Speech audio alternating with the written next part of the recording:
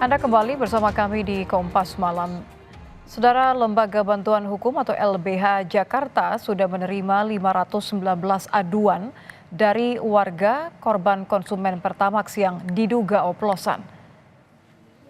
Pengacara Publik LBH Jakarta Ali Fauzi Nurwidiastomo mengatakan warga diminta untuk mengisi bentuk kerugian hingga dampak yang dialami selama mengonsumsi BBM Pertamax periode 2018 hingga 2023. LBH akan merumuskan upaya hukum yang akan ditempuh dalam menuntut mengganti kerugian hingga perbaikan tata kelola migas.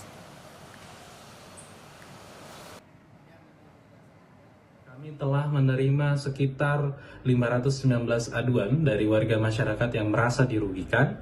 Adapun isi dari formulir yaitu berupa modeling dalam bentuk pertanyaan, misal intensitas warga masyarakat dalam mengkonsumsi BBM Pertamax, kemudian sampai pada dampak atau bentuk kerugian yang dialami ketika mengonsumsi BBM Pertamax dalam rentang waktu 2018 hingga 2023.